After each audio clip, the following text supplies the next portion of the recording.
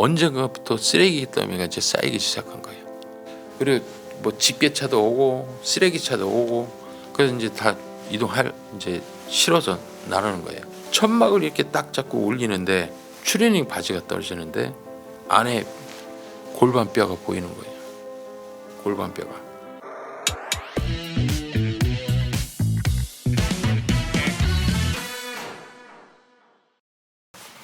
지금 아실 거예요. 충남 예산군에 차동고개라고 있어요. 차동고개. 예, 차동고개.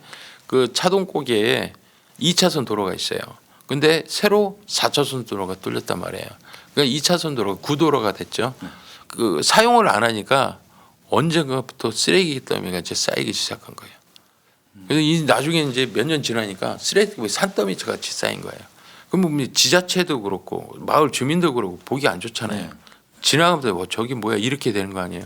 그래서 지자체에서 마을 주민들하고 회의를 했어요. 이걸 치우기로.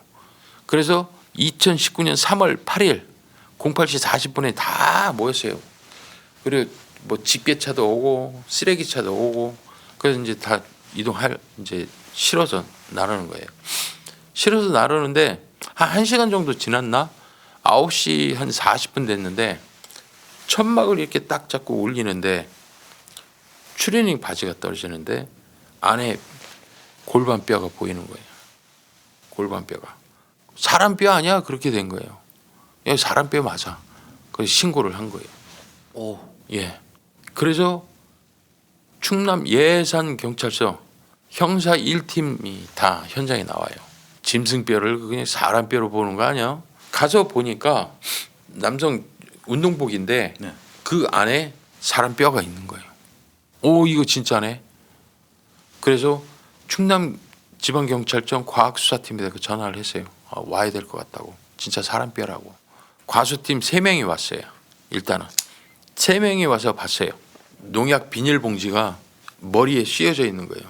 백골화된 머리하고 온 몸에 나일론끈으로 묶인 거예요. 묶여 있는 거예요. 백골화됐지만 묶여 있는 흔적이 있는 거죠. 근데 묶여 있는 거에 하나가 줄이 큰 돌덩이를 또 묶여 있는 거예요. 그걸 본 거예요. 이게 그냥 땅속에 파묻힌 게 아니라 쓰레기 더미 맨 바닥에 놓고 그 위를 덮은 거다. 그러니까 자연사나 사고사가 아니라 타살하고 거기다 묻은 걸로 보인다. 야, 이거 위에 다시 상부에 보고하자. 그래서 상부에 보고를 해요. 그래서 지방청에서는 그 충남지방청에서는 과학수사팀 인원을 더 충원을 하고요. 그리고 예산경찰서가 좀 작아요. 그러니까 강력팀이 없었나 봐요. 거기에는 형사 1팀이 나와 있는데 이 3팀이 형사들 다 나온 거예요. 다 나와서 이제 보게 된 거예요. 보게 됐는데 이게 백골화된 걸 보니까 좌측 뼈에 골절이 있는 거예요. 좌측 뼈가 골절이 됐고 어깨도 골절이 된 거예요. 돼 있는 상태인 거예요. 감식팀이 봤을 때. 근데 이게 백골화를 끄집어내 놓고 보니까 이게 남자인지 여자인지 구분이 안 되는 거예요. 이게 남자 추리닝을 입었어요. 그러면 남자인데 밑에 양말 신은 걸 보니까 꽃무늬 양말인 거예요. 예. 그리고 여자 골반뼈는 이렇게 넓게 벌어지는데 남자 골반뼈 좀 좁거든요. 네. 근데 이게 키가 164예요. 거기다가 골반뼈가 딱 중간인 거예요. 예. 남자인지 여자인지 파악이 안 되는 거예요. 예. 과수팀의 검시관은 남자로 추정된다고 의견을 내는 거예요. 근데 검안위는 정형외과 그 전문인데 네. 여자로 보인다고 의견을 내는 거예요. 둘 다 이상한 거예요. 그래서 야, 성별도 그렇고 그다음에 나이도 확인해 보고 유전자도 채취를 해야 되니까 네. 대전 국가수에다가 감정 의뢰를 한번 해보자. 그래서 이제 대전 국가수 이제 감정 의뢰를 보낸 거예요. 네. 그래놓고 이제 그 형사들은요 그 유류품 찾으려고 백골화된 그 사체의 유류품을 찾으려고 이 쓰레기 더미 쌓여 있는 거 있잖아요. 네. 혹시 신분증이 나올까 하고 이틀 동안 형사들이 다 찾아요. 백골화된 사체의 인적사항이 가장 중요한 거예요. 이걸 찾아야 이제 수사가 시작되는 거기 때문에 이틀 동안 수사를 하는 거예요.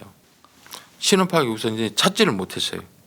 근데 사체를 그 꺼냈을 때 왼팔이 골절돼서 부러지는 흔적이 있는 거예요. 네. 근데 이거를 수술을 하려고 덧댄 거 있잖아요. 금속판. 네네. 금속판이 있는 거예요. 저거 금속판 물어보니까 그때 검안에 나왔던 전문의가 저 뒤에 고유번호 있다고. 진짜요? 예, 고유번호가 써 있다는 거예요. 아 거기도 고유번호가 다 있. 예. 아니 고유번호 있어요? 아 볼트에도 고유번호 있다고. 아 그래요? 그러면은 강력 1팀장이 생각하는 거, 야 이 볼트하고 저 떼면은 금속판 뒤에 고유번호면 제조회사 나올 테고 몇 년도에 나왔는지, 그러면 이제 납품회사가 병원에 어디에 병원에 납품했는지가 확인이 될 거 아니냐. 그러면 납품회사에 찾아가고 그 수술한 환자만 찾으면 인적사항이 확인, 신원이 확인될 것 같은 거예요. 네.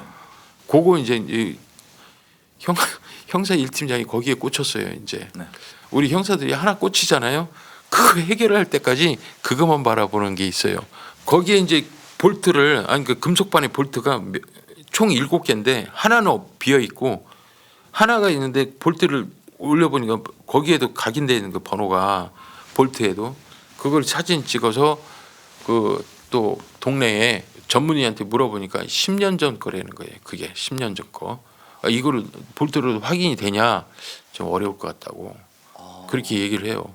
그런데 형사 1팀은 플레이볼트에 대해서 제조회사가 10군데가 있어요. 중간에 납품회사 네. 10군데가 있고 그다음에 카피 제품 만드는 제조회사가 100군데가 있어요. 그걸 다 이제 확인하러 다니려고 그런 거예요. 그 플레이볼트 거기서 혹시나 납품 알 수 있는지를. 팀장님 꽂히시잖아요. 예, 거기에 꽂혔으니까. 그러니까 형사 3팀에서는 그 실종자 신고한 것 중에 찾았냐 못 찾았냐, 아 찾았어요 하면 전화 끊는 거고, 못 찾아 아직 못 찾았어요 그러면 실종자 중에 혹시 왼팔 골절돼서 수술한 분이 있냐, 이런 걸 이제 일일이 물어보는 거예요. 전국에 다 확인을 하러 다니는 거예요. 대전 국가수에서 이제 이제 부검을 하잖아요. 부검을 하는데 대퇴고를 이제 절단을 해요. 네. 그래서 거기에서 유전자를 채취를 해요. 그래서 서울 국가수 본원에다가 감정 의뢰를 보내요. 네. 그리고 어깨뼈하고 이제 그 확인을 하는데 이빨은 골밀도를 측정하잖아요. 네. 그러면 거기에서 나이 추정대가 나와요. 근데 거기 국가수는 정확하지는 않지만 5, 60대로 보인다. 그 얘기를 해요. 그리고 이제 두개골이 문제인데 직접 사인이 두개골이냐, 그랬더니 이거에 대해서 장담을 못 하겠대요. 왜 그러냐 그랬더니 이게 뼈에는요 전체가 다 된 게 아니라 재봉선처럼 거져 있잖아요. 이렇게 재봉선처럼 뼈에는 재봉선처럼 이렇게 있어요. 뼈 머리뼈에. 근데 딱 맞은 왼쪽 그 머리가 딱 그 재봉선하고 겹치는 거예요. 이게 벌어졌거든요.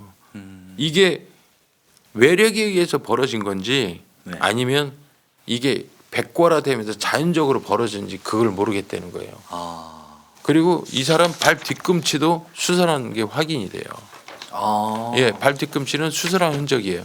그리고 왼쪽 뼈하고 어깨뼈는 그 외력에 의한 건지 그걸 이제 구분을 못 하겠다는 얘기예요. 어깨뼈는 외력에 의했는데 그러면 어깨뼈 가지고 사망할 이유가 없거든요. 그렇죠. 예. 그래서 이제 그걸 해서 그거에 대해서도 서울 국가수에다가 그것도 부검 의뢰를 합니다. 그러니까 이제 1팀장은 그 다 들으면서도 금속판만 생각해요. 저 법관님 저거 왼쪽 팔 저 금속판 좀 떼주시죠. 금속판요? 아 이거요? 이거 우리는 도구가 없어서 뗄 수가 없는데요. 아니 이거 떼야 이거 뒤에 번호 확인하는데. 아 그럼 이거만 이 뼈만 갖고 가시든가요. 가서 확인을 해보시든가.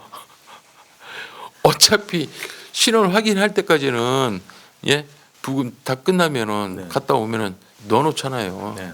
그래서 이제 가족 없으면 시에서 알아서 이렇게 해주잖아요. 네. 군이나. 네. 그러니까 이제 그 뼈 하나 가져간다고 이제 문제는 안 되는 거예요. 그거는. 그래요? 그래서 그 뼈를 받아와요. 받아서 털레트 나온 거예요. 1팀장님이. 그들이 자기가 아는 그 지인인 정형외과 의사한테 또 갖고 가요. 이거 좀 금속판 좀 떼달라고. 아 근데 진짜 대단하시긴 하십니다. 네. 그 의지가. 예. 그러니까 이제 거기서도 전문의가 보더니 아 이 뼈를 사람 뼈를 직접 갖고 왔어요? 그래서 이거 못 떼요 그런 거예요. 왜요? 그랬더니만 이 볼트 쪽으로 이 골수가 이 볼트 쪽으로 올라와서 막고 있어 갖고 볼트를 풀 수가 없는 거군요. 예, 풀 수가 없다는 거예요. 그러니까 뼈랑 붙어서 뼈랑 붙어서 이제 10년이 넘다 보니까 볼트는 10년 전 거라고 얘기를 하는데 네네. 이거 그럼 10년 전에 붙었다면은 뼈에 골수가 올라와서 이게 붙어 있던 거예요. 네네. 그러니까 정형외과 의사도 안 된다고 그런 거예요. 그러니까 형사 그 일팀장님이 이거 그랬더니 갖고 가요. 갖고 가더니 자전거포에서 육각 렌즈를 빌려요.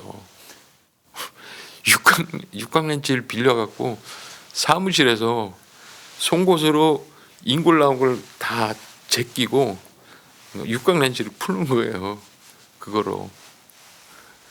그거를 그 일반인들이 와서 봤다고 생각을 해보세요.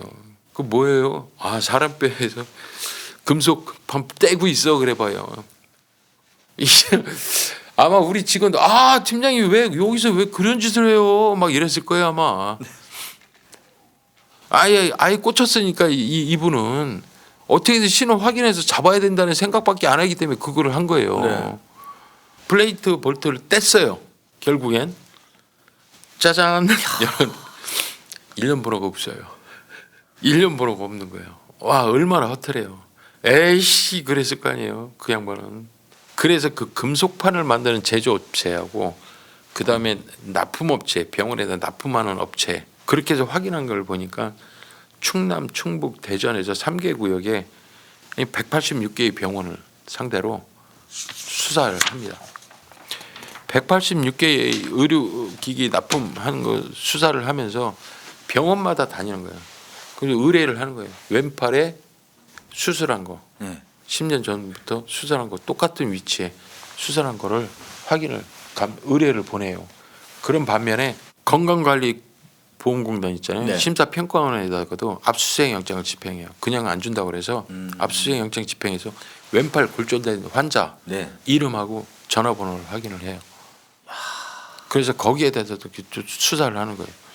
살아있냐 살아있다 하면 패스.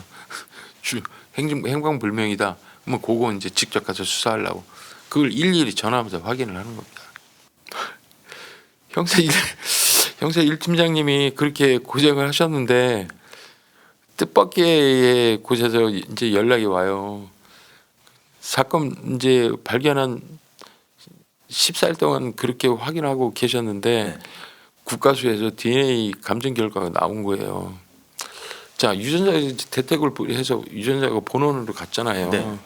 그러면 본원에 가면은 이거를 서울에서 보유하고 있는 데이터베이스가 있을 거 아니에요. 네.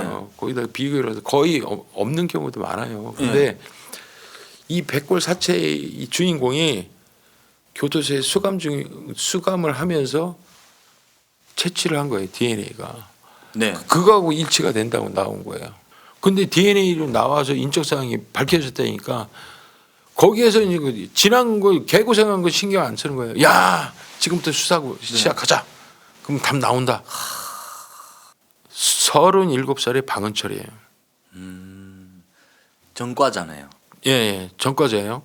거기다가 건강관리보험공단에다가 그 수술한 거 있잖아요. 뒤꿈치하고 네.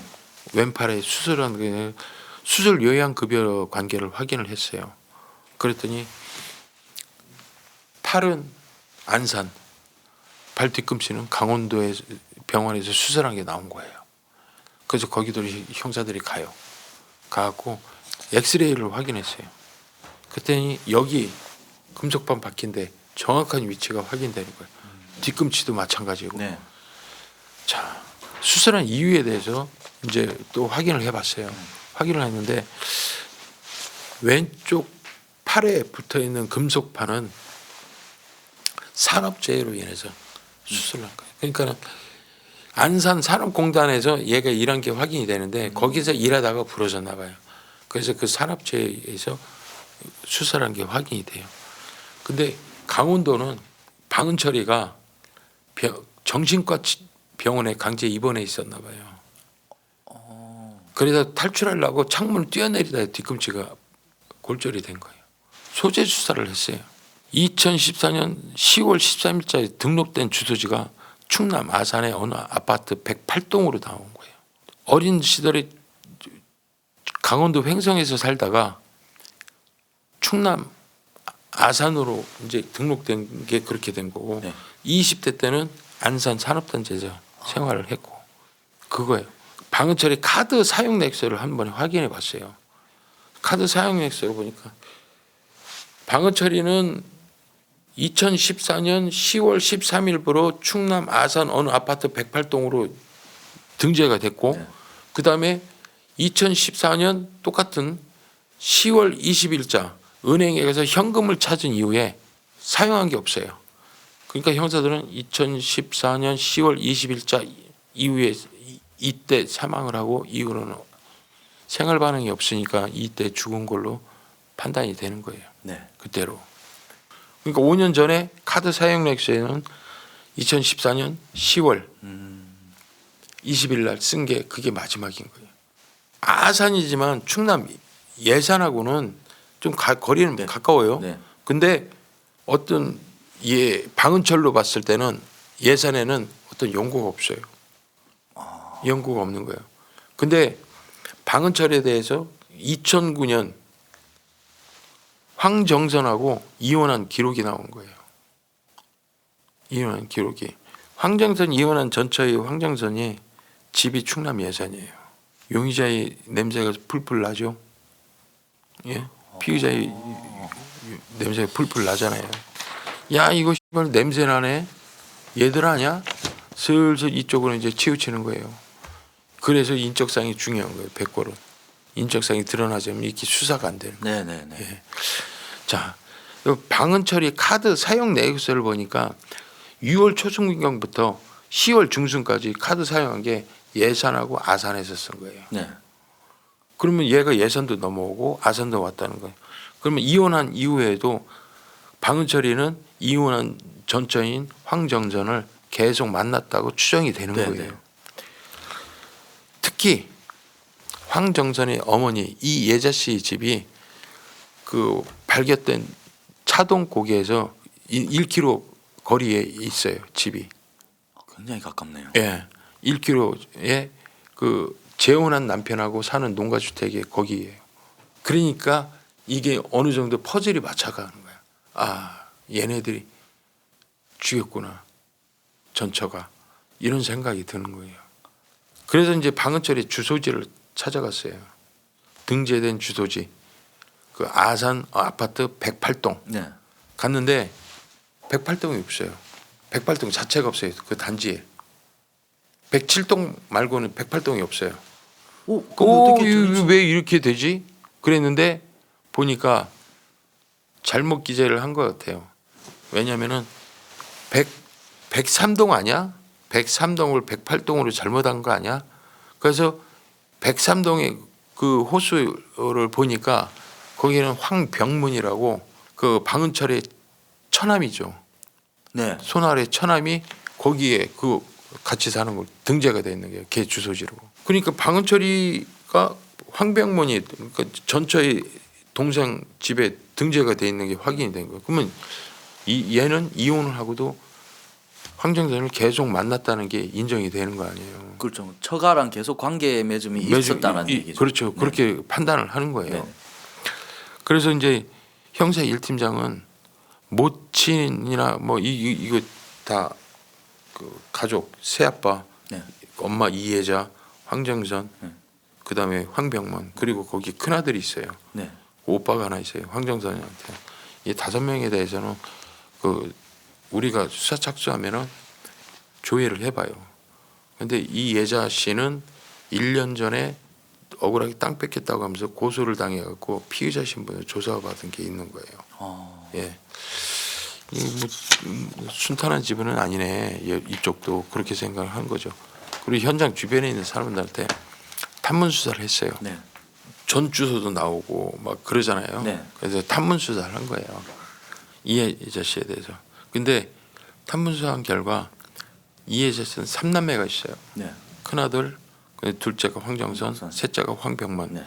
근데 이 셋 자매가 다 장애를 입고 있어요. 자, 큰아들은 지체장애자고 황정선 씨는 뇌전증이에요. 쉽게 말해 간질 있잖아요. 네, 네, 네. 예, 뇌전증이에요. 그리고 동생 황병무는 지적장애 2급이에요. 예. 그런데 이 이혜자 씨가 딸을 젊을 때 뇌전증을 숨기고 방은철이하고 만나게 해서 중매로 만나서 결혼을 시킨 거예요. 그래서 결혼을 하면 이제 끝이겠지라고 하겠지만 결혼 생활하고 하면서 그거 안 밝혀져요? 그렇죠. 밝혀지죠? 놀란 거지.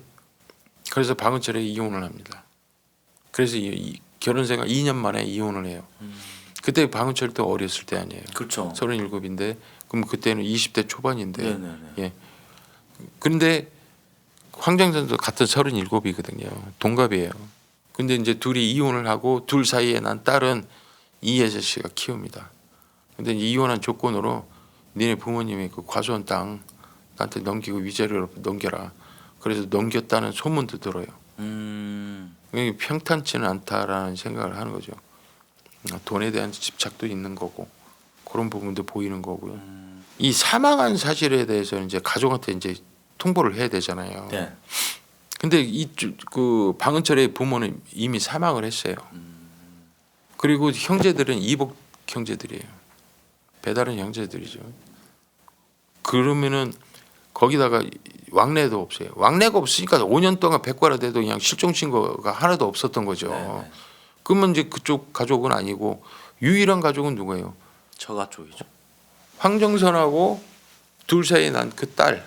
그 딸 말고는 없어요. 근데 그 딸한테 사망 통보하면은 얘를 보호자로 키우는 사람이 누구예요? 황정선은 이혜자 씨잖아요. 네.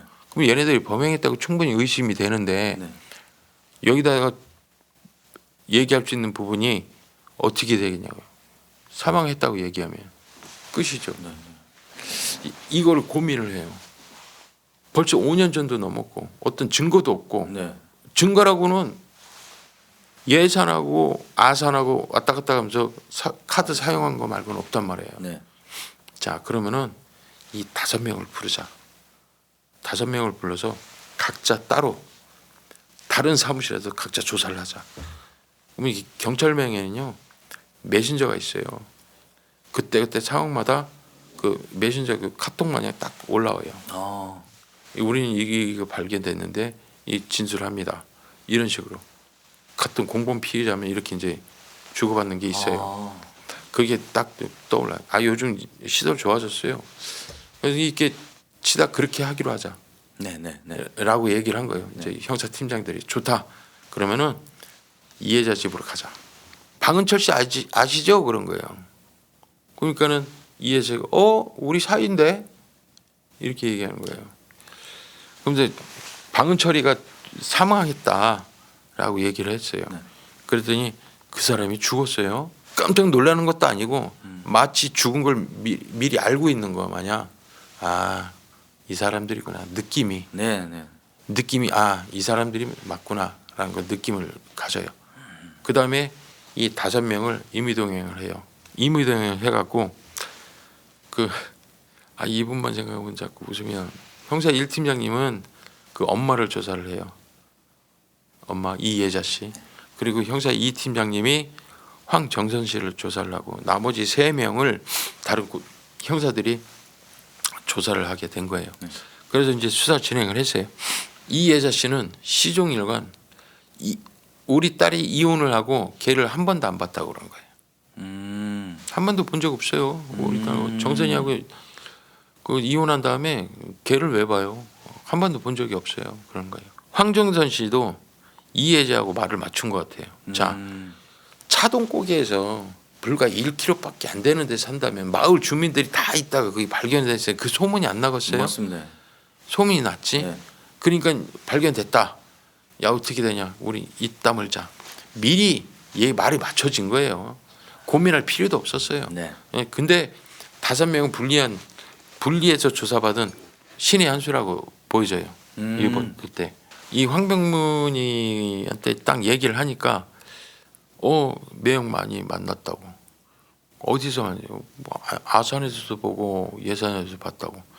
그러면 누나하고 저하고 같이 밥 먹은 것도 있어요. 식사도 같이 했어요. 그런 거예요. 아 그래? 그게 확인이 된 거예요. 황병문이한테. 그러니까 여기에서 이제 6시간 넘게 이제 조사를 하다 보니까 이혜자 씨하고 황정선 씨는 똑같은 얘기를 하잖아요. 그러면 그 얘기한다고 예 알았어요. 끊는 게 아니에요. 계속 이리 치고 저리 치고 하면서 얘기를 하는 거예요. 네. 그 아주머니 그저 일주일 전에 백골 사체된 거 확인 뭐 들은 적 있죠? 예 들었죠. 그저 방은철인지 몰랐어요? 몰랐어요. 막 이런 식으로 이제 계속 네네, 물어보는 네. 거예요. 네. 이거를 그러니 6시간을 했으니 형사 1팀장하고 2팀장이 얼마나 이제 지루한 싸움이 되겠어요. 힘들어지는 거죠. 그런데도 그분들은 이제 끈을 놓지 않는 거예요. 그래서 이제 황정선 씨한테 형사 2팀장이 얘기를 해요. 황정선 씨 동생이 다 얘기했어요. 당신 만났다고 몇 번 같이 식사하고.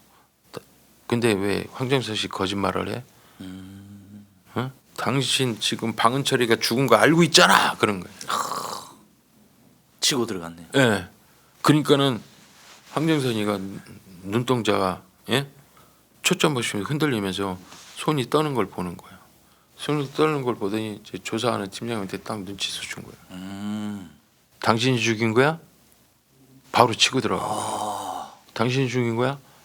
얘기만 예만 나오면 되는데 황정선이 지금 제가 발작할 것 같아요. 그런 거예요.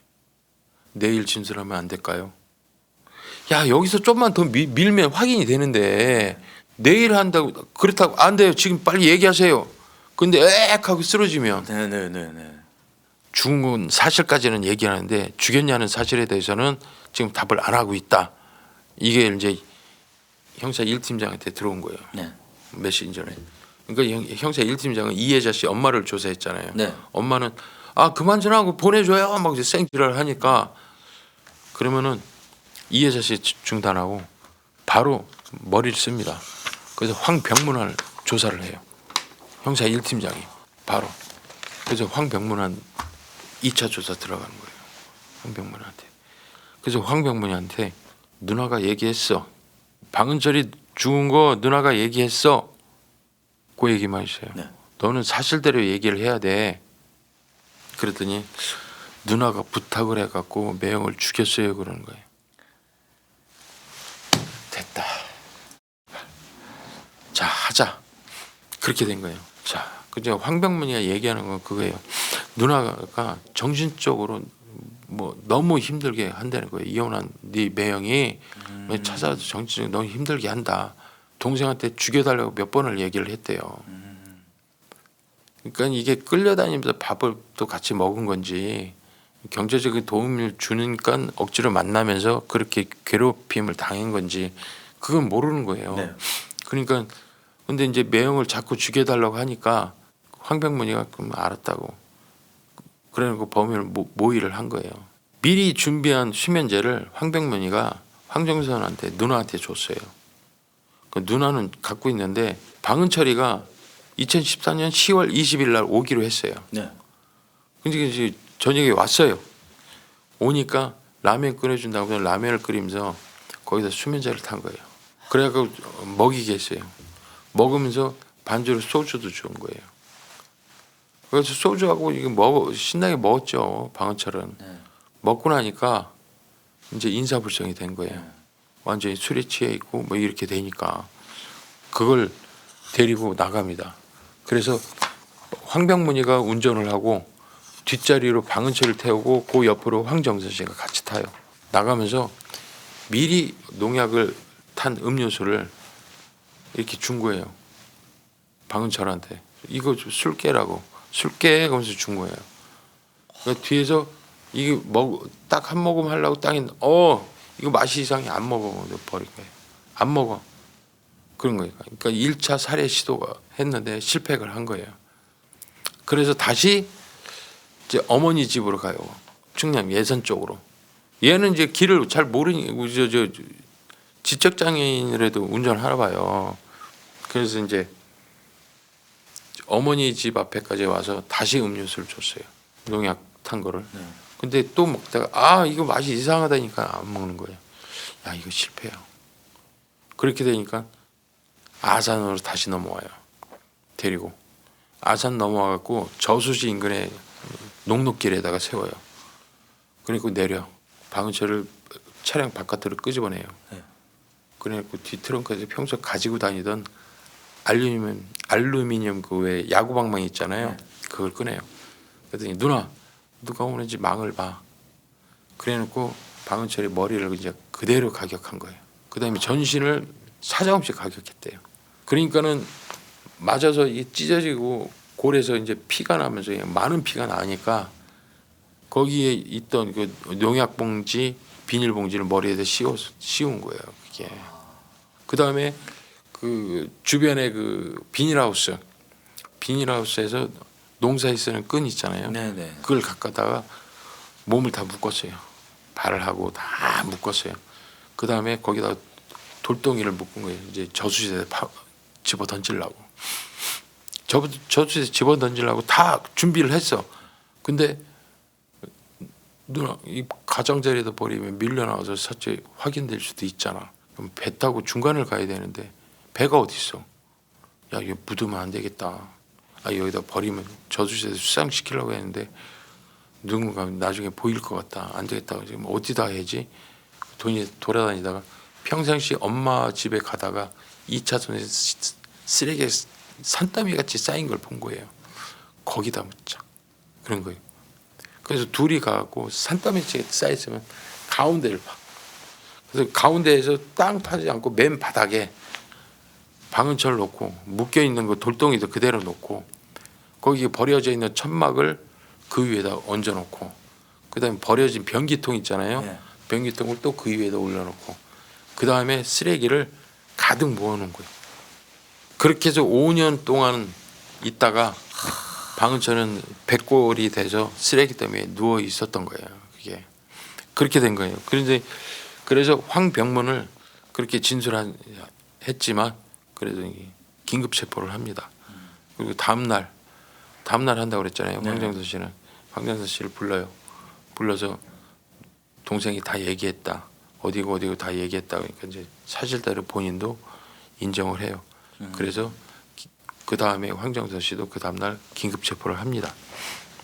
자, 긴급 체포하면서 핸드폰을 압수를 했어요. 네.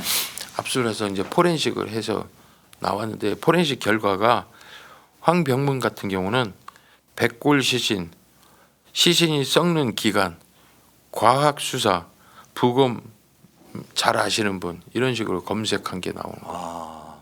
예. 그리고 황정선 휴대폰에서는요. 2014년 10월 21일 은철 사망이라는 메시지를 썼다가 지운 흔적이 드러났어요. 예.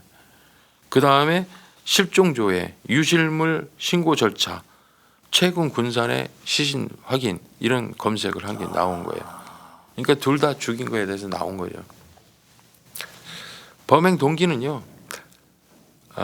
방은철이가 비록 직접적인 폭행 네. 그게 없었지만은 자기를 너무 정신적으로 힘들게 폭행을 했다는 거예요. 정신적인 폭행을 했다는 거예요. 정신적인 폭행. 예, 살인한 게 확인이 됐고요. 그 다음에 황병문과 황정선은 구속 송치를 했고요. 예산에서. 근데 이제 이예자 씨 엄마는 네. 황병문은 엄마도 알고 있었다. 나중에. 근데 황정선은 엄마는 몰랐다. 그러면 이제 이게 누구 말이 맞냐? 그러면 증거는 없잖아요. 그러면 이거에 대해서는 피의자의 유리한 쪽으로 가야 되거든요. 그런 부분에 대해서 그렇기 때문에 불기소로 사건을 송치합니다. 검찰에. 네, 검찰이 송치를 해서 1심 재판 때는 둘 다 그 비록 그 폭행하고 성폭행 당하고 이혼 후에는 뭐 성관계는 성폭행이라고 볼 수가 있잖아요. 뭐 결혼 생활하는 중에도 강제하는 건 성폭행이라고 생각하는데, 그래서 성폭행과 폭행에 대해서 어느 정도 인정을 하지만 사람의 생명의 존엄성 있는 그 사망케 하는 거는 인정할 수 없다. 그렇게 얘기하고 이 어떤 그런 부분을 좀 감안을 한 것 같아요. 그래서 둘 다 각각 8년을. 근데 이 좀 그거 좀 조금 그렇잖아요. 그 뭐 정신적인 폭행이라든지 뭐 그런 걸 그 감안했다 성폭행이라든지 하더라도 이런 부분도 예. 다 황정선의 주장이잖아요. 그렇죠. 그 말고는 주장 없어요. 그리고 그 야구 방망이 까고 그렇게 해서 사망해서 거기다 논 자체도 있는데 각각 8년을 했어요. 판결을 했어요. 1심을. 그랬더니 2심에서 검찰에서도 이거 너무 죄가 가벼운 거 아니냐 항소를 한 거예요. 근데 피의자 측에서도 이 죄가 너무 무겁다 하면서 항소를 한 거예요. 그래서 항소심에서는 이게 죄가 가볍지도 않고 무겁지도 않다. 그러면서 항소한 거를 모두 기각해 버렸어요. 그래서 징역 각각 8년으로 그 확정 판결을 난 거예요. 이 사건을 하면서 강력 형사 1팀장님 고생 많으셨고요. 언제 한번 제가 가면은 한번 찾아뵙겠습니다. 일 때문에 가면은 찾아뵙겠습니다. 정말 고생하셨고요. 그 충남 예산경찰서 형사들 모두 고생하셨다는 말씀 드리면서 저는 마칠까 합니다. 우측에 보니까 누가 손님이 먹은 흔적도 있고 안에 들어가니까 TV도 켜져 있고, 근데 이제 아주머니가 안 보이는 거예요. 테이블 끄트머리에 간이 칸막이를 했는데 그 뒤에 누워 있는 거예요. 아주머니가. 그러니까 새벽 시장 장사하니까 졸려 누워 있겠지. 가까이 갔는데 바닥에 흥건한 피해를 본 거예요.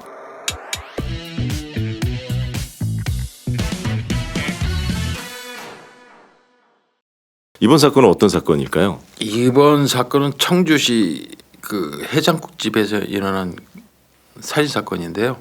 이거에 대해서 좀 말씀드리고자 합니다. 해장국집. 예. 우리가 보통 가는 그냥 일반 해장국집. 예. 네. 자, 때는 2012년 10월 17일 아침 6시 50분이에요. 일찍이네요.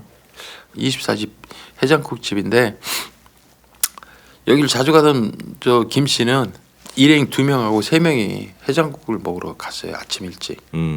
예. 뼈 해장국을 먹으러 들어갔는데 우측에 보니까 누가 손님이 먹은 흔적도 있고 안에 들어가니까 TV도 켜져 있고, 근데 이제 아주머니가 안 보이는 거예요. 이런 아주머니가 몇 번 와봤지만 아주머니 있는데 일단 앉았어요. 아니 어디 가셨겠지 하고 기다린 거예요. 그랬는데 20분이 지나도 없는 거예요. 그러니까 이제 이렇게 본 거예요. 이렇게 주방에도 보고, 근데 주방에 보니까 안 보여. 일어났어요. 그러면서 가보는 거예요. 주방에도 보고 아주머니가 하면서 또 화장실도 가봐요. 아주머니 대답이 없어요. 이렇게 도는데 좌측이 신발을 벗고 들어가서 먹는 좌식 테이블이에요. 네네. 테이블 끄트머리에 그 간이 칸막이를 했는데 그 뒤에 누워 있는 거예요. 아주머니가. 그러니까 보고 거기는 이제 간이 칸막이를 불이 이제 약간 어두우니까 저 아주머니가 새벽 시장 장사하니까 졸려 누워 있겠지. 가까이 갔는데 바닥에 흥건한 피해를 본 거예요. 그래서 이제 바로 경찰에 신고하면서 사건이 시작됩니다. 그 현장을 보면요, 청주시 분평 사거리 인근에 있는 거예요. 2층짜리 건물인데 1층은 24시 해장국집을 하는 거예요. 넓은 창문으로 안에가 훤히 다 보여요. 큰 길가고. 예, 길가고 사람들이 많이 볼 수 있는. 예. 그리고 2층은 그 해장국집 음식점 사장이 살아요. 그 이제 밑에서 그 조문이 혼자 새벽에 이제 근무를 하는 거예요. 뭐 손님이 많은 게 아니니까. 네네. 현장에 문을 열고 들어가면 좌측에 신발을 벗고 들어가는 방으로 돼 있어요. 방에 테이블이 이렇게 그리고 이렇게 가로로 이렇게 있는 테이블이에요. 신발을 벗고 들어가서 좌식으로 앉아서 먹는데. 근데 이게 저 끝에까지 그 방이 아니라 저 끝에서 꺾여져서 거기에 출입문이 있어요. 그쪽에 그 출입문 쪽에서 신발 벗고 방으로 들어올 수도 있는데 거기 출입문이 있다 보니까 간이 칸막이 이렇게 출입문을 가려놓은 거예요. 예. 근데 그 뒤에서 종업원인 나영선 씨가 62세 나영선 씨가 거기서 이제 사망한 채 발견된 거고요. 자 우측으로 볼게요. 신발을 벗고 왔는데 바로 앞으로 테이블이 2개가 있어요. 근데 이 테이블이 지금 현재 이 통나무 있잖아요. 네. 이런 식으로 된 테이블이에요. 이게 길게 있기 때문에 마주보고 한 테이블당 8명이 앉는 테이블이에요. 길게. 그게 하나 2개가 있어요. 네. 위에는 6명이 앉는 테이블이 좌식이 하나 둘 3개가 있고 그렇게 돼 있어요. 그리고 열고 바로 우측으로는 벽에 붙어 있는 게 커피 자판기가 있어요. 그 다음에 카운터가 있어요. 네네. 왜 카운터를 보면은 왜 손님 마주보고 계산하고 이렇게 하는 게 아니라 카운터 아예 벽에 붙어 있어요. 카운터 벽에 붙어 있고 그리고 카운터 그 카드 결제한 그 밑으로 돈통이 있어요. 네. 돈통 서랍이 있어요. 맨 위에는 구멍이 나 있어요. 고액을 받았을 경우에 구멍에다 넣고 그러면 윗서랍은 잠겨 있고요. 그다음에 잔돈 거슬러 준 잔돈은 2번째 서랍에서 거슬러 준 돈을. 큰 돈은 숨기고 작은 돈은 꺼낼 수 있게. 예. 왜냐하면 고액 넣고 잔돈은 이제 거스름 돈 줘야 되니까 2번째 서랍은 열게 돼 있는 거예요. 그리고 그 옆으로 김치 냉장고 있고 이렇게 네. 딱 들어가면 우쪽으로 이렇게 그리고 저쪽으로 주방이 있어요. 맞은편 바로 보이는 쪽으로 화장실이 있어요. 이제 청주 경찰서 강력팀에서 와서 보니까 야, 이건 살인인 거야. 누가 봐도 살인인 거야. 그래서 강력팀 과학수사팀이 먼저 들어가요. 그런데 범인이 먹었던 흔적이라고 딱 장담을 해요. 들어가자마자. 예, 우측에 먹었던 흔적이. 왜? 여러분들이 보면은 뚝배기에다가 이렇게 주고 밥하고 그다음에 반찬 이렇게 해서 쟁반째 이렇게 얹어 주잖아요. 네. 뼈담을 빈통하고 뼈해장국이니까. 그런데 거기에 있어야 될 밥그릇이 없어요. 밥그릇 뚜껑도 없고. 그다음에 먹었으면 숟가락 젓가락이 있어야 되는데 숟가락 젓가락도 없어요. 그리고 뚝배기에 먹었던 남은 국물 그게 뚝배기 받침대에 부어져 있고 뚝배기가 없어요. 근데 쟁반 옆에 소주 뚜껑이 있는 거예요. 그렇다면 소주병도 있었다는 얘기예요. 그리고 소주 잔도 있었겠죠. 나발 안 불었을 테니까. 그렇죠. 근데 소주잔 소주병이 없는 거예요. 범행의 다 가져갔구나. 이게 여기가 이 새끼 범인이 앉았던 데구나라고 생각하는 거예요. 그래서 거기를 감식팀이 정밀 감식을 합니다. 자, 정밀 감식을 하는데 보니까 반찬에 한입 베어물은 깍두기가 있는 거예요. 이빨 쪽에 나 있는. 그리고 우측에는 뼈를 발라먹은 뼈가 있는데 여러분들 가서 그 뼈해장국 한 번씩은 먹어봐서 알 거 아니에요. 네. 그 대충 뜯어 먹잖아요. 네. 연골 있는데 누가 뜯어 먹어요? 근데 거기는 연골이고 뭐지 그냥 뼈만 깨끗이 발라 먹은 거예요. 잘 발라 먹었네요. 완전 잘 발라 먹은 거예요. 그게 보인 거예요. 야, 이 새끼 이거 이렇게 얘기할 정도로. 그리고 밑에는 앉았던 때는 그놈의 대가리털 짧은 머리털이 2개가 발견됐어요. 그래서 배어물은 깍두기하고 뼈해장 발라먹은 뼈 그다음에 머리털을 수거를 합니다. 왜? 거기에 DNA가 나오거든요. 그렇죠. 왜? 한입 베어물에는 치은이 있을 거고요. 뼈다귀에는 입으로 먹었으니까 구강세포가 남아 있잖아요. 뼈에. 이게 발라 먹으면은 이거 나도 모르게 침이 거기 붙거든요. 혀로도 바르고 먹고 쭉쭉 빨아 먹으니까. 그렇죠. 그러니까 거기에서 구강세포에서 DNA가 나오거든요. 그러니까 그걸 다 수거를 합니다. 네. 범인으로 일단 추정되는 사람은 예. 자기의 지문 같은 게 남아 있을 법한 소주병, 밥그릇, 예. 젓가락, 숟가락 이런 건 싹 다 가져간 상태고 예. 남아 있는 것들은 뼈 조각과 예. 김치 조각, 예. 깍두기. 지가 씹다 말한 거. 네네네. 고게 여기서 남아있었다. DNA 나온다는 건 그 새끼는 모르는 거죠. 그렇죠. 예. 자, 피해자 나영선 씨를 봤어요. 나영선 씨는 보니까 그 칸막이 옆에 그 손님들이 그 이제 신발 벗고 좌식으로 앉을 때 깔고 앉으라고 하는 그 방석 있잖아요. 네네. 방석을 밑에다가 깔아놨어요. 그리고 깔아놓고 거기 밑에다가 꽃무늬 전기장판을 깔고 반은 깔고 반은 덮고 있었던 거예요. 왜냐하면 그게 10월 19일이다 보니까 좀 약간 쌀쌀하죠, 새벽에는. 그렇죠. 예. 그러니까 이제 그렇게 덮고 있었던 상태에서 약간 반쯤 엎드려 있는 거예요. 반쯤 엎드려 있는데 머리 부분 벽면에 비산 혈흔이 보이는 거예요. 그리고 위에는 붉은색 티, 밑에는 청바지를 입었어요. 그리고 앞치마, 검정색 앞치마를 두르고 있었단 말이에요. 네네. 자, 그런 거를 이제 딱 봤을 때 과학수사팀이 본 거하고 형사들이 이제 밑그림을 그린 거예요. 저거는 누워 있을 때 공격당한 거다. 판단하는 거예요. 이 새끼가 다 처먹고 범행한 거다. 청바지나 양말에는 혈흔이 묻어 있지 않은 거예요. 우발적으로 이렇게 벌어졌다면 식당이 뭐 어지럽혀 있다든가 어떤 상호작용이 이런 뭐 흔적이 있어야 되는데 그 흔적이 전혀 없어요. 깔끔하고. 청바지에 피도 안 묻고 누워 있는 상태에서 잠깐 얘를 밥 주고 누워 있다가 봉변을 당한 걸로 보는 거예요. 왜 비산은이 또 벽면에 붙어 있고 그렇게 본 거예요. 이거를 짐작을 했는데 현장에는요 CCTV가 붙어 있었어요. 동그랗게 붙어 있는데 식당에. 네. 예. 그러면 식당에는 모니터가 있어야 되잖아요. 모니터가 없는 거예요. 그러니까 그 모형으로밖에 생각이 안 되잖아요. 아, 요새 모형으로 달아서 붙여놓는. 예. 그 출입구에도 모형처럼 있고 그 모형으로 생각했는데 일단은 식당 주인한테는 물어봐야 되잖아요. 네. 왜 사망한 사람이 나영선 씨지만 그때는 형사들은 모르잖아요. 그렇죠. 그러니까 나영선 씨가 이름도 알아야 되고 하니까 물어봐야 되죠. 어떤 뭐 치정 관계는 그럴 수도 있으니까. 그렇죠. 예. 2층에 식당 주인한테 가니까 거기에 모니터가 있는 거예요. 이거 모형 아니에요? 아니에요. CCTV 여기서 보여요. 그러니까 식당 주인 집 안에서는 그 모니터를 볼 수가 있었던 거예요. 네. 다시 중단. 단항.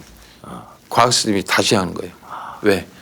개의 동선에 따라서 조건적이나 유리된 뭐 뭐라도 하나 발견하려고 다시 과학수사팀이 정밀 감정을 해요. 다시. 그 다음에 이제 형사들 보기한 거예요. 이 범인이 들어올 때는 4시 50분이에요. 4시 50분. 새벽 4시 예, 50분. 예. 그러니까 6시 50분에 김 씨가 일행 들어가고 들어와 딱 2시간 전인 거예요. 2시간 전에 왔어요. 근데 테이블 맨 끝에 들어가자마자 첫 번째, 두 번째 테이블 있잖아요. 두 번째 테이블 맨 끝에 앉은 거예요. 여기가 카운터가 가깝잖아요. 그렇죠. 예. 거기 앉아서 먹었는데 아닌 게 나을까 짐작대로 갖다 주고 앉아 있다가 결국에 거기에 이제 손님 다 먹으면 아줌마 여기 얼마예요? 그럴 거 아니에요. 그때 일어나려고 네. 거기 누워 있었던 거예요. 평상시 그렇게 누워 있나 봐요. 거기가 누워 있었던 거예요. 근데 CCTV를 보니까 이 새끼가 위에 서랍을 연락을 돈통 서랍을 이렇게 보다가 이렇게 손 뻗어서 열라고 그래요. 안 열리잖아요. 네. 그러니까 다시 먹어요. 야 저기 과학수사팀에 그 지문 안 나와서 그랬더니 지문 안 나왔대. 왜 안 나와? 이렇게 가까이서 확대도 해보고 뭐 몇 번을 돌려봤더니 이 손끝으로 이 끝으로 지문 안 나게 하려고 이렇게. 야 저 새끼 봐라. 근데 처음에 들어올 때도 입구 출입문을 소매를 길게 빼서 이렇게 해서 잡아당겼어요. 작정하고 들어왔네요. 예. 그러니까 아예 지문이 안 나온 거예요. 소매를 이렇게 해서 그러겠네요. 이렇게 잡아당겼기 때문에. 네네. 예. 그러니까 처음부터 작정하고 온 거예요. 그러더니 얘가 먹고 이것도 한번 당겼어요. 그 다음에 이제 다 먹어요.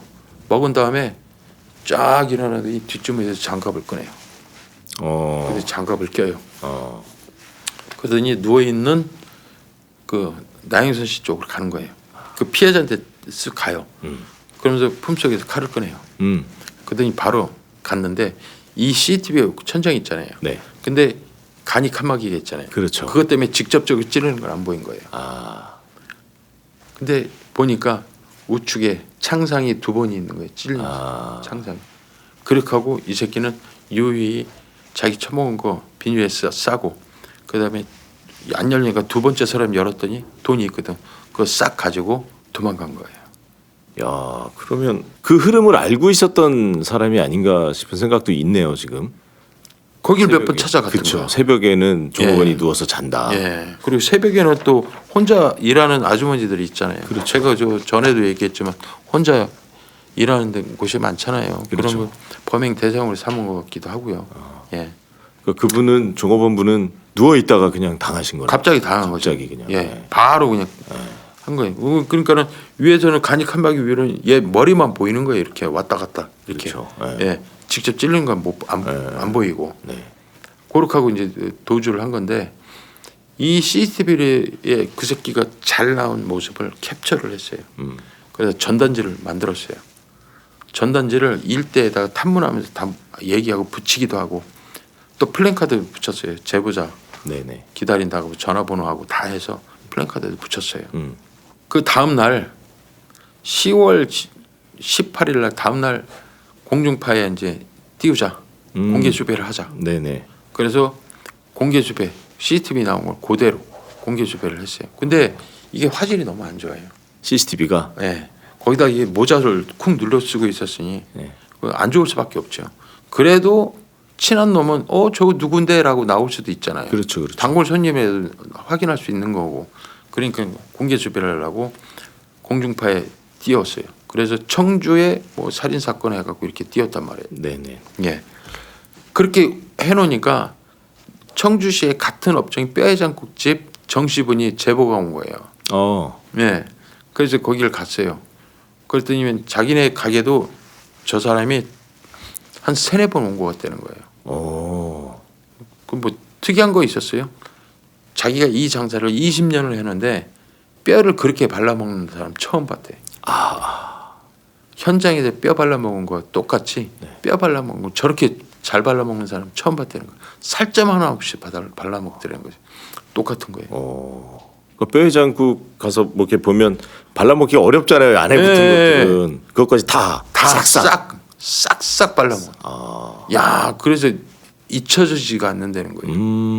그 특징점을 찾으려고 그랬더니 3-4번 오는데 올 때마다 옷이 한 번도 바뀐 적이 없대요.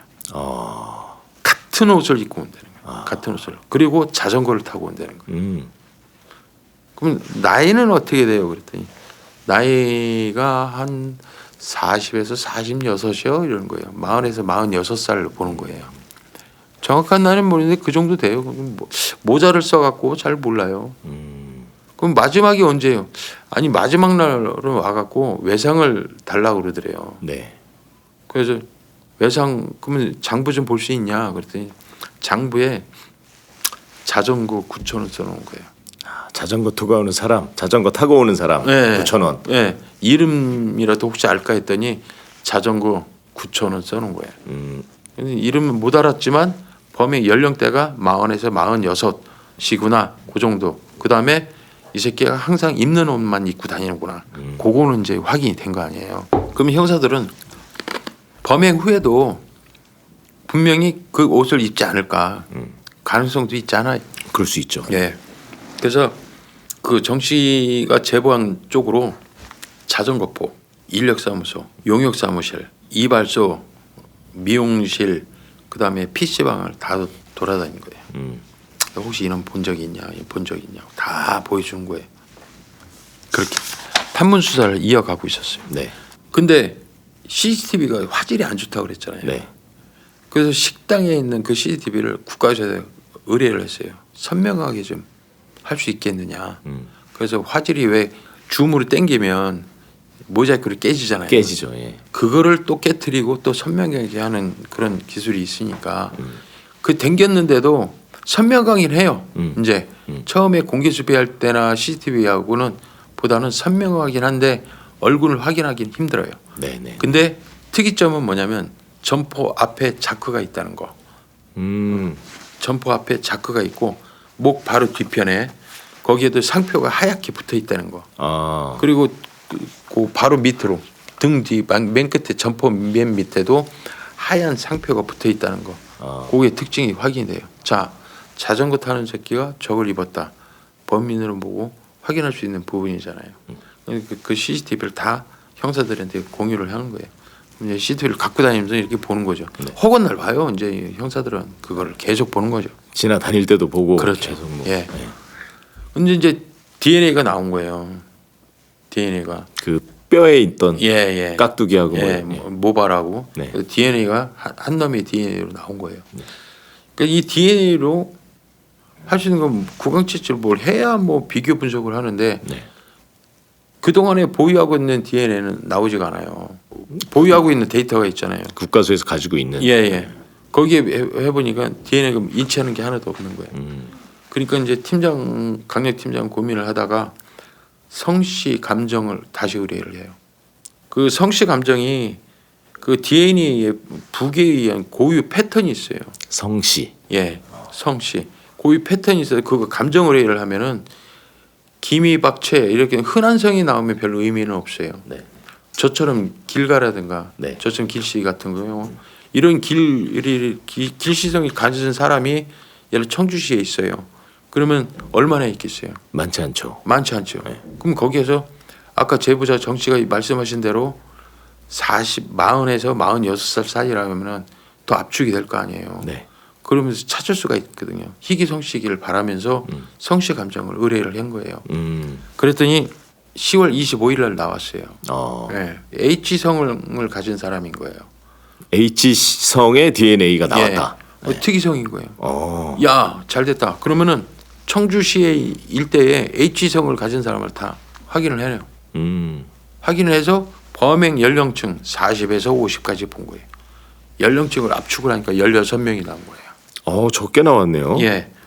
특이성씨니까. 예. 그래서 특이성씨에 대해서 이제 구강 채취를 하기로 하는데 그게 쉬운 게 아니잖아요. 그렇죠. 구강 채취가 전에도 말씀드렸지만은 자, H성으로 가지고 16명이 압축됐으니까 거기에 대해서 차량 소유가 있는지 걔가 어떤 직업인지 그걸 이제 막 수사를 하고 있었어요. 네. 근데 결정적으로 또 제보가 온 거예요. 미용실을 하는 사람인데 나 저 사람은 알 것 같아요라고. 미용실 제보 왔어요. 그러면은 머리를 깎은 사람인가? 그래서 이제 형사들이 갔어요. 어떻게 미용실에 뭐 머리 깎으러 왔어요? 그랬더니 그게 아니고 우리 남편이 PC방을 한다는 거예요. 근데 옆모습에 코하고 입하고 귀가 영락없이 달라붙대. 그 사람이래. PC방에 자주 오는. 네. 그 어떻게 기억해? 그 사람이 한 번 오면은 10시간씩 주구장창 게임을 하고 있다는 거예요. 움직이지도 않고 10시간씩. 그래서 안 되는 거야. 모자도 똑같고 똑같다 저 사람이. 그렇게 얘기해. 혹시 이름 알아야 돼? 이름도 안 돼. 이름이 뭐예요? H성 씨를 가진. 아, 이놈이구나. 와. 이렇게 많네요, 또. 예. 와. 그러니까 그것도 중요한 거예요. 성씨 DNA 확인하는 게. 그래서 거기서도 CCTV를 또 이제 확인하고 그랬어요. 네. 그다음 근데 이 새끼가 범인 H성 씨를 가진 이놈이 44살이에요. 그리고 폭력 전과 몇 개 말고는 없어요. 벌금 낸 거 말고는. 예. 그놈이 집을 찾아갔어요. 형사들이. 네네. 집을 찾아가니까 잠겨 있어요. 야, 이거를 야간에 언제 들어올지 모르니까 아침 새벽에 치자. 그래서 이제 아침에 새벽에 왔어요. 제가 문을 열라고 그랬더니 잠겨 있어. 물어물어 집주인한테 전화를 하니까 집주인은 휴가를 가고 없대. 그래서 옆집한테 물어보니까 옆집 택시 기사분이 사시는 거예요. 그 눈치도 빠르시고 눈매도 좋아요. 네네. 그분들한테 전단지 보니까 이거요 저 방송으로 봤어요. 공개 수배한 거. 아니에요. 그 사람 아니에요. 또 아니라는 거예요. 예? 아니에요. 그래서 이제 국가수에서 선명하게 이제 확인된 거 그걸 다시 보여줬어요. 이 사람 아니에요. 그랬더니 이 사람 맞는데? 그렇게 된 거예요. 이 사람 맞아요. 그러는 거예요. 이 사람 어디 있어요?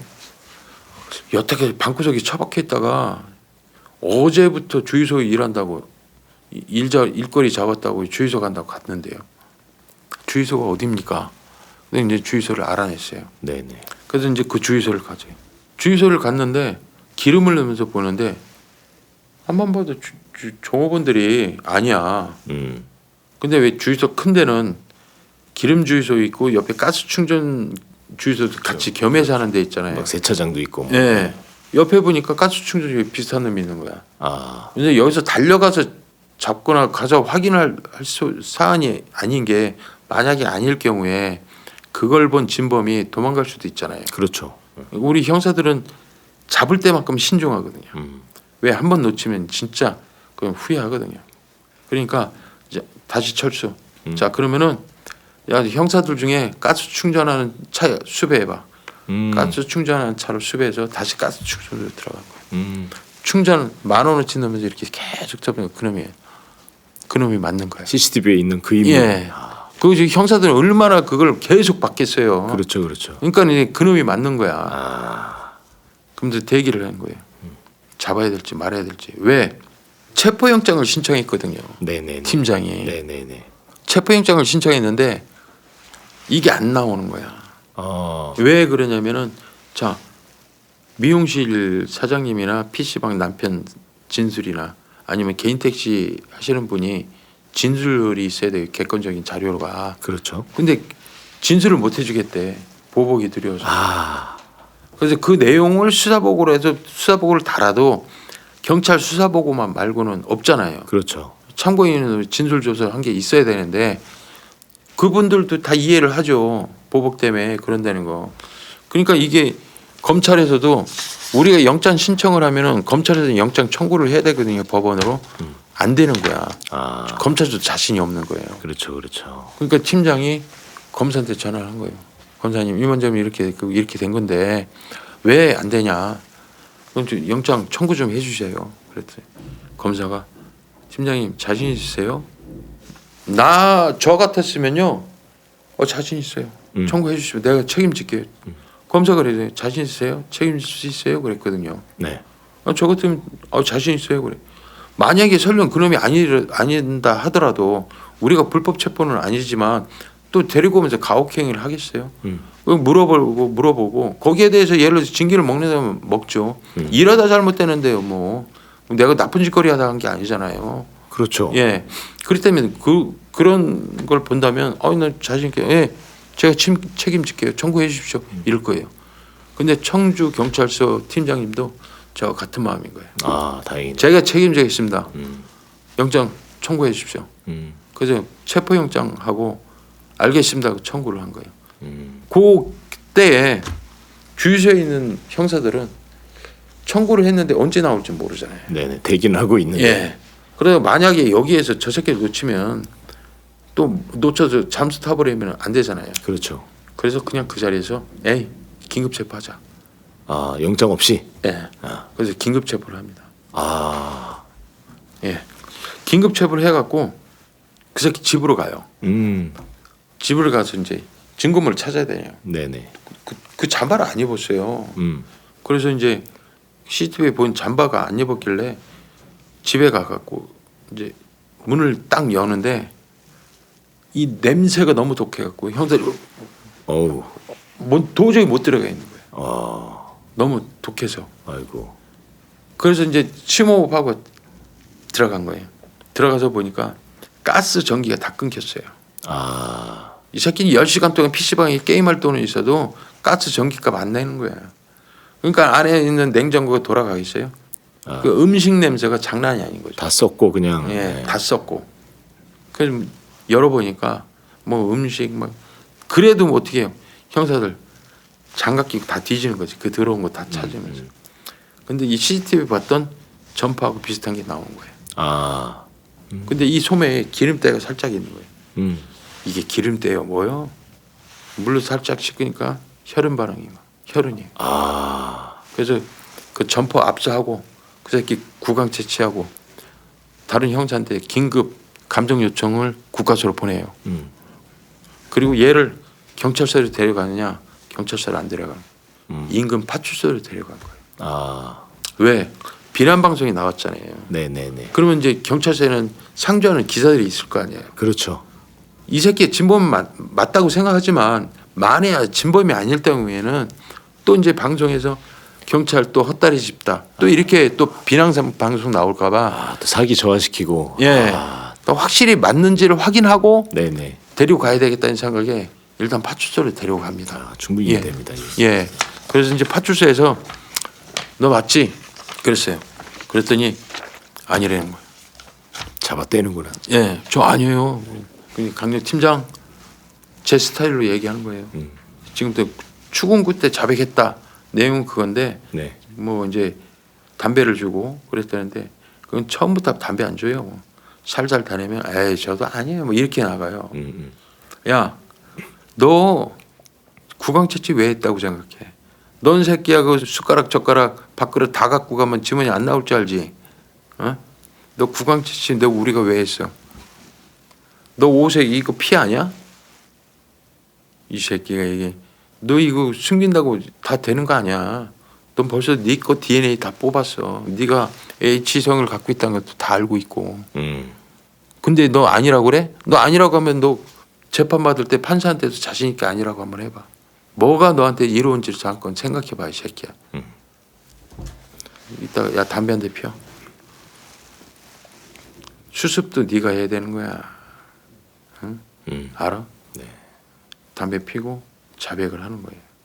딱 자백하자마자 이제 개선 장군처럼 딱 몰고 이제 경찰서로 가요. 봐라 우리가 잡았다. 어깨 피고 가는 거예요. 네네네. 그러면 이제 그 있잖아요. TV에 나온 거 그냥 막 찍고 막 네. 에, 나오세요 들어가잖아요. 네. 그 맛에 데리고 들어간 거예요. 네. 진범 맞아요? 예 맞아요. 딱 하고 들어간 거죠. 자백했어요. 딱 하고 들어가는 거죠. 네, 네. 이름이 뭐예요? 그건 나중에 밝힐게요. 들어가는 거죠. 네. 예. 그 맛에 가는 거예요. 그냥 니네 우리 비난 방송 했지? 우리 이렇게 잡았어. 어? 그걸 보여주는 거예요. 형사들은. 아. 예. 그 순간 되게 형사로서 되게 뿌듯한 순간이겠네요. 그렇죠. 범인을 딱 잡아서 딱 들어갈 이제 때. 자백하는 순간에 뿌듯해요. 뒷목에서 이렇게요. 그 소름이 이렇게 돋는다 그러잖아요. 네네네. 이게 쫙 올라와요. 예, 제가 맞습니다. 해버리면은 와 그때처럼 기분 좋은 거 없어요. 아니면 살인 사건 그렇고 그 예를 들어 강도인데 못 잡고 있는데 딱 있네 강도인 게 확인이 됐어. 이제 잡는 건 둘째치고 강도가 딱 확인이 되는 순간에 둘이서 막 이발 잡았다. 이 새끼들 인적사항 확인했다. 네. 이렇게 되면 그때도 그냥 막 흥분하거든요.